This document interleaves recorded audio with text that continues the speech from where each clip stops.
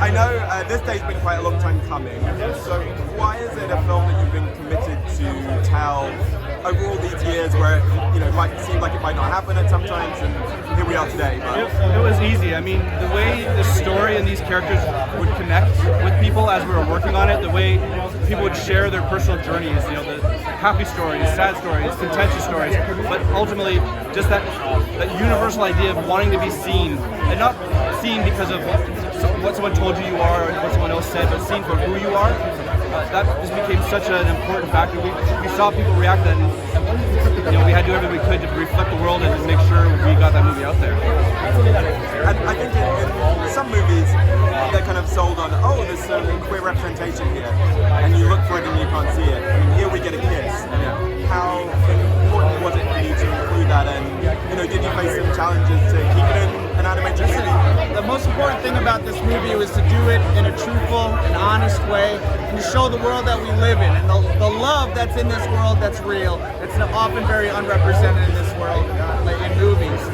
This movie is so important for so many, and that was a big thing that was important to us, to get that right. Yeah. And the casting is exceptional, I think. Can you tell me a little bit about that? We've got queer folks, it's very diverse, and just very talented people, obviously. Yes. Tell me a little about the guiding principles behind, and throw in a few of the names.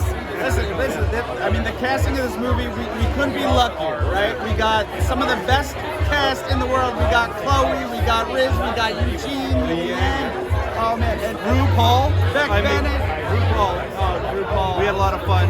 Julio Torres, who comes in and does a turn as a sidekick, as the squire, and he's hilarious. Francis Conroy, awesome baddie.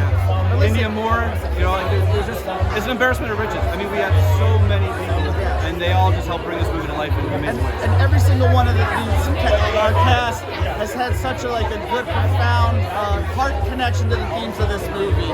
That feeling of being misunderstood, and they deliver this in such a big way. It's amazing. And tell me a little bit about the visual style, and maybe how it fits in thematically. Yeah, no, absolutely.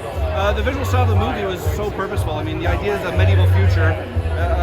Society has moved forward in time, but their thinking is still kind of nostalgic and traditional.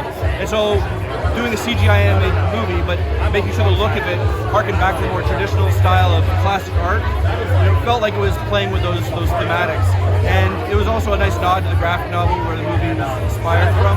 And if you look at the way we handle the detail in the movie, characters, as they're closer to camera, have more detail. The further elements get away from camera, they get more and more just representation. That was really the idea. The closer we allow people to get to us, the more we get to see them for their full, unique selves.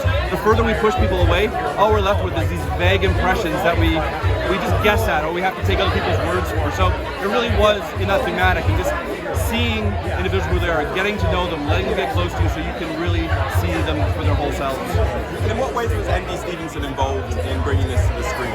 When we first came onto the film, that was the most important thing, was getting ND involved. ND is the heart of this film, right? And getting his experience, getting his voice, getting his comedy, some of his writing, and just being a part of the process was such a joy for us. I mean, he's amazing, funny, heartfelt, and you'll see him all over the